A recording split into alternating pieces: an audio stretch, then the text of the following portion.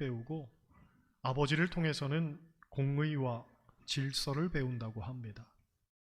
그래서 사랑에 대한 이미지를 떠올릴 때에 아버지보단 어머니로만 한정시키는 사람들이 많다고 하죠. 하지만 아버지의 사랑이 방식이 다르고 조금은 투박해서 그렇지 마음은 같습니다. 즉 자식을 사랑하는 마음만큼은 아버지도 다를 바가 없는 거죠. 오늘 본문은 부모 공경에 관해서 우리에게 권면하는 말씀입니다. 22절 같이 보겠습니다. 22절 같이 읽어요. 너를 낳은 아비에게 청종하고 내 늙은 어미를 경히 여기지 말지니라. 아멘. 본문은 두 가지를 이야기합니다. 첫째로 아비에게 청종하라고 말하죠. 청종한다는 말은 귀를 기울여 잘 듣고 행한다는 말입니다. 성경을 보면 아버지를 공경하고 아버지 말씀에 귀를 잘 기울였던 사람은 하나같이 복을 받았습니다. 반면 아버지를 무시하고 멸시했던 사람은 하나같이 잘 되지 못했죠. 일례로 창세기 9장을 보면 노아의 이야기가 나옵니다. 어느 날 노아가 포도주에 취하여 옷을 모두 벗고 낮잠을 자고 있었습니다. 이것을 노아의 아들 중에 함이 보고 두 형제에게 떠들어댔죠. 아버지가 수치를 다 드러내고 창피하게 저러고 있다는 겁니다. 그런데 그 말을 들은 다른 형제들인 셈과 야벳은 아버지에게 가서 아버지의 부끄러운 부분을 보지 않으려 뒷걸음질해서 이불로 덮어줍니다. 놀라운 건 이 사건으로 인해 함은 두 형제를 섬기는 자가 되죠. 사실 술을 먹고 실수한 노아에게 책임이 없지는 않았는데 하나님은 부모를 공경하는 자를 축복하시고 부모를 업신여기는 자를 저주하신다는 사실을 우리에게 분명하게 교훈하기 원하셨던 겁니다. 또 창세기 27장을 보면 야곱이 이삭을 축복하는 장면이 나옵니다. 원래 축복은 큰아들인 에서가 받아야 하는 상황이었죠. 그런데 이삭이 나이가 들어 눈이 흐려졌습니다. 눈으로는 사물을 분간할 수가 없게 된 겁니다. 그것을 노리고 야곱과 그의 어머니 리브가가 소위 계략을 세워서 에서가 받아야 할 축복을 야곱으로 하여금 가로채게 합니다. 그런데 역시 놀라운 것은 이것이 비록 잘못된 선택이었음에도 불구하고 이삭이 야곱에게 축복한 대로 이루어집니다. 엄밀히 보면 이삭이 잘못된 선택을 한 것처럼 보였지만 하나님은 그것을 그냥 인정하신 거죠. 즉 에서가 받아야 할 축복을 야곱이 가로챘음에도 불구하고 하나님은 야곱을 축복한 이삭의 영적 권위를 인정하신 것입니다. 여러분, 소위 가정의 머리는 아버지라는 말이 있습니다. 그 말 그대로 하나님은 그 질서를 인정하신 거죠. 아버지가 자녀의 머리에 손을 얹고 기도했더니 그대로 이루어진 겁니다. 비록 우리가 볼 때에는 잘못된 선택 같았지만 하나님은 그조차도 인정을 하신 거죠. 게다가 오늘 본문에서 중요한 것은 너를 낳은 아비에게 청종하라는 겁니다. 너를 낳은 아비에게. 즉 우리의 생명의 뿌리는 아버지에게 있다는 겁니다. 아버지가 있었기 때문에 내가 있는 것이고 아버지가 없었으면 내가 없는 것입니다. 일반적으로 자식이 아버지 말씀을 청종하지 않는 이유는 아버지가 본이 되지 않거나 혹은 아버지가 배움이 없어서 무식하다고 생각하기 때문에 그렇습니다. 사람이 어렸을 때에는 부모님이 커 보이죠. 저희 딸이 저에게 늘 하는 말이 아빠가 세상에서 제일 멋지고 아빠가 세상에서 제일 힘이 세다고 합니다. 그런데 저도 알고 여러분도 알고 있습니다. 제가 별로 멋지진 않습니다. 살도 많이 쪘고 머리도 벗겨졌습니다. 힘도 세지 않습니다. 허리 디스크가 있어서 골골대고 체력은 저질 체력입니다. 오죽하면 제 아내가 시댁에 반품해야겠다고 말할 정도겠습니까? 그런데 제 딸은 그것도 모르고 매일 아침 저녁이면 제 볼에 뽀뽀를 해주면서 아빠가 세상에서 제일 멋지다고 합니다. 그런데 아마 몇 년이 지나면 다른 아이들처럼 제 딸도 알아갈 겁니다.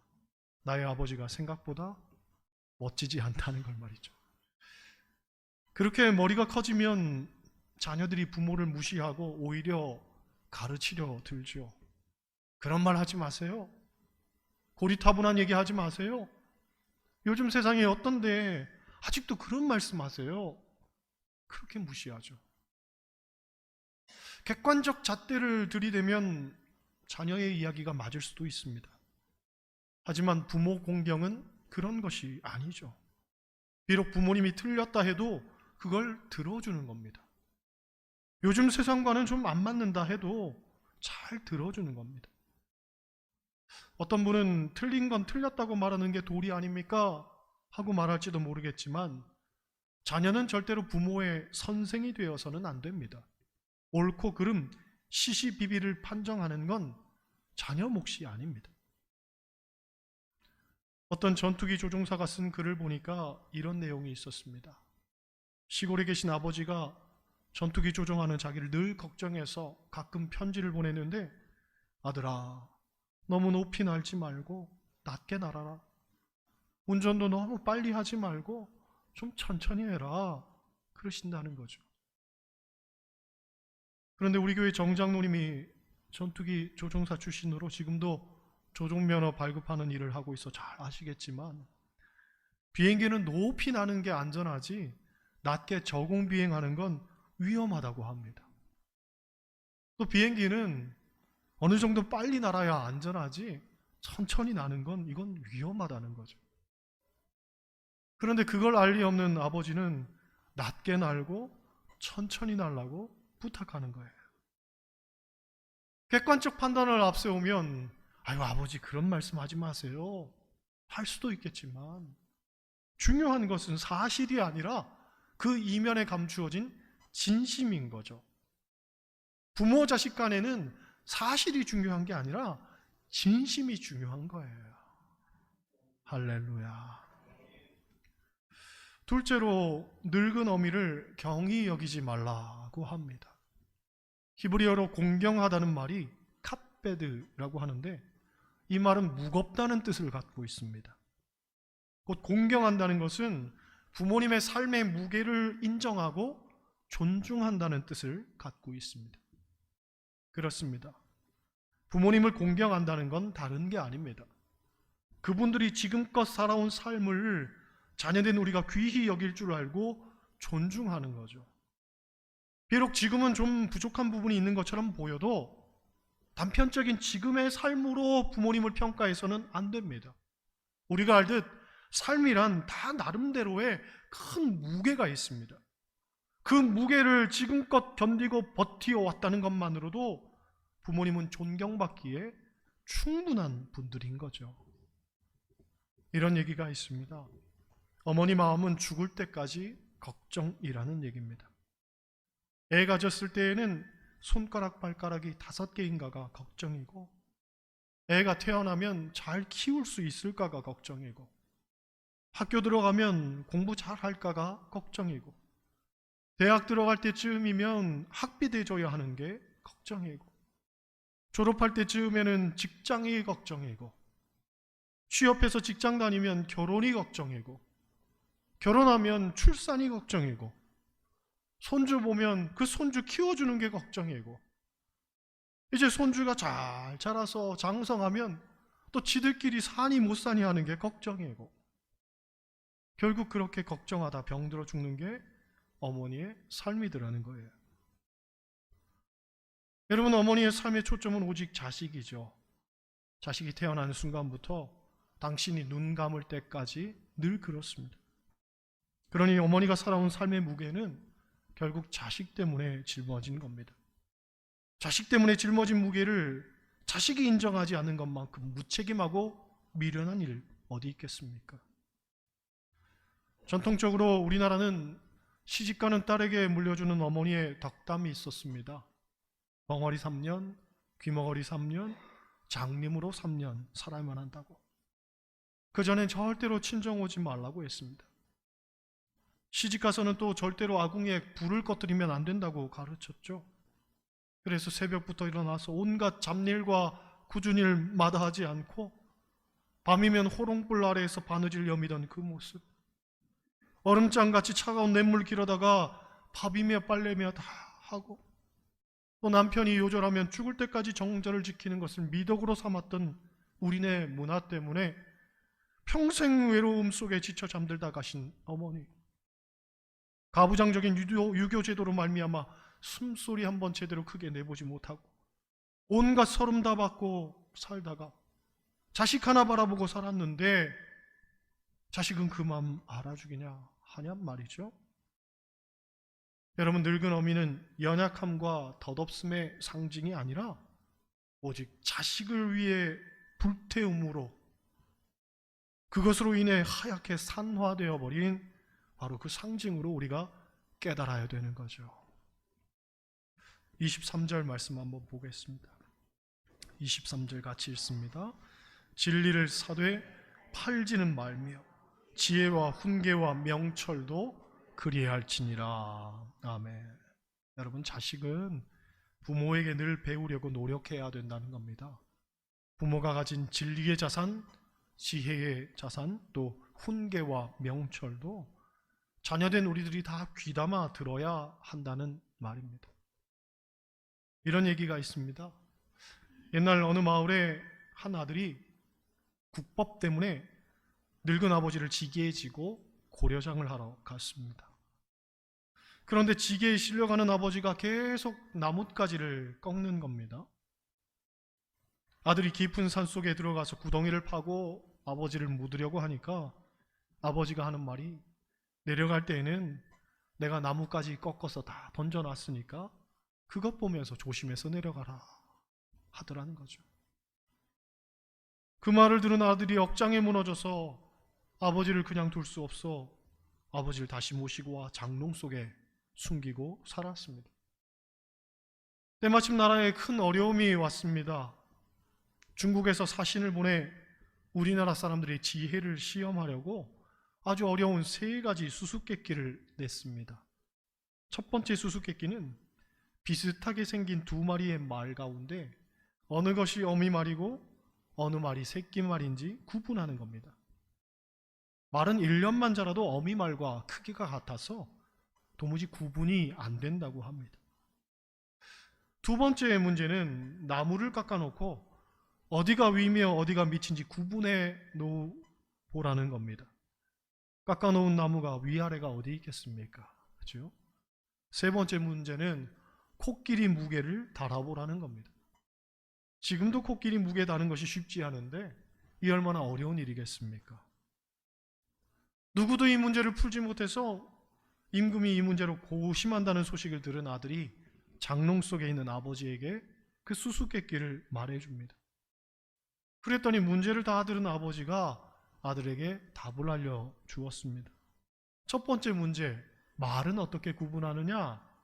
말에게 먹이를 주면 어미 말은 새끼를 위해 양보하는데 반면 새끼는 제 욕심 챙기면서 먼저 먹는다는 거죠.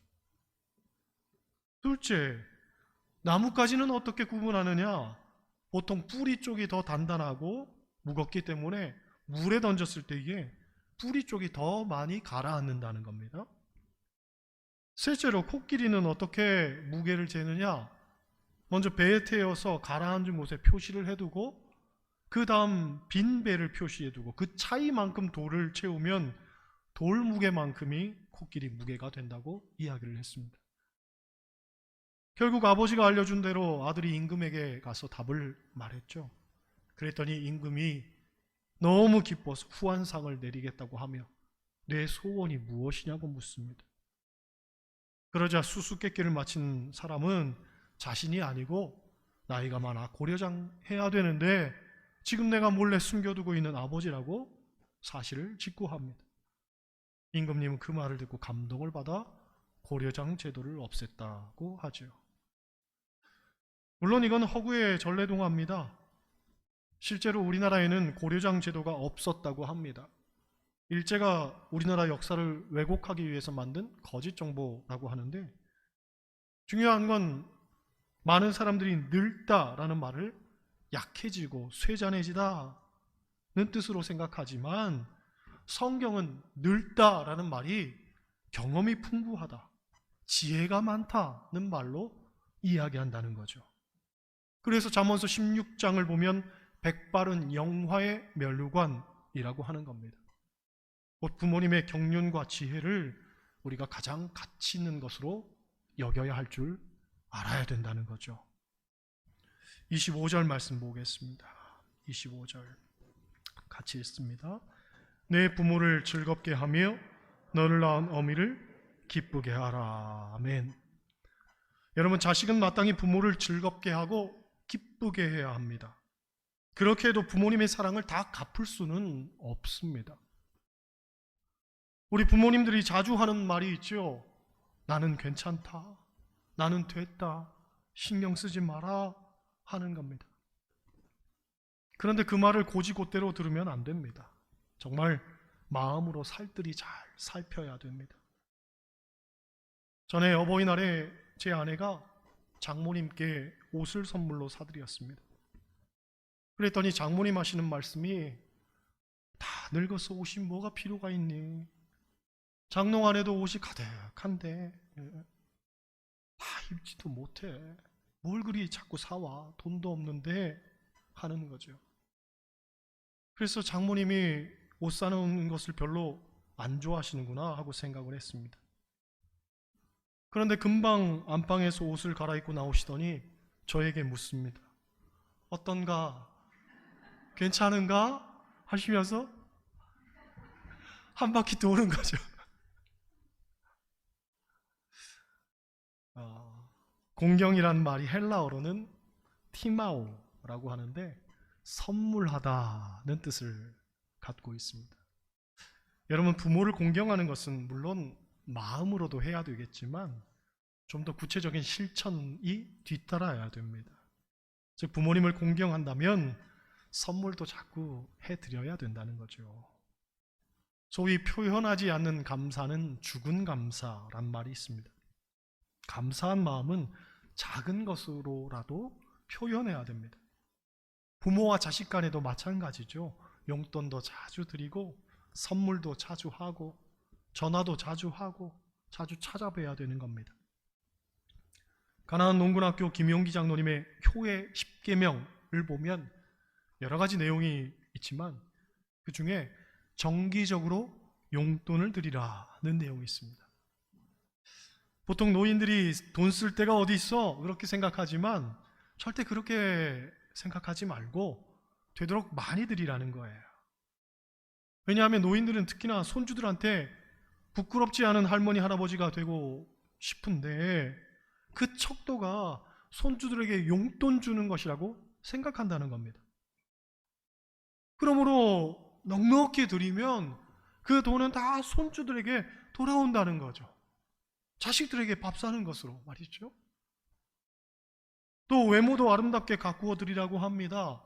옷은 밝은 유채색 옷으로 화사한 걸 사드리고 신발도 계절에 맞게 여러 켤레 사드리고 머리도 1년 365일 뽀글뽀글 파마만 하지 말고 유행하는 머리로 자주 해드리고 안경도 시력에 맞는 것으로 예쁜 안경 해드리라고 말합니다. 노인들이 예뻐지는 것은 물론 그분들을 위한 것이기도 하지만 대부분 다 이게 자식 자랑으로 연결이 된다는 거죠. 누가 옷이 예쁘네 그러면 우리 아들이 사준 거야. 신발이 편해 보이네 하면 우리 딸이 사준 거야. 안경이 멋지네 우리 며느리가 사준 거야. 다 그렇게 된다는 거죠. 나이가 들어 노인이 되면 자랑거리라고는 자식 자랑, 아들 자랑, 며느리 자랑밖에 없는데 그 자랑도 못하게 위축되게 만들지 말라는 거예요. 더 자랑할 수 있도록 더 해드리라는 거예요. 더 많이. 여러분, 오늘은 어버이 주일입니다. 우리는 부모님을 위해서 무엇을 할 수 있을까? 한 번쯤 더 생각해 보면서 내 부모를 즐겁게 하고 너를 낳은 어미를 기쁘게 하라 하는 말씀 항상 가슴에 심고 사는 저와 여러분 다 되시기를 주님의 이름으로 간절히 축원합니다.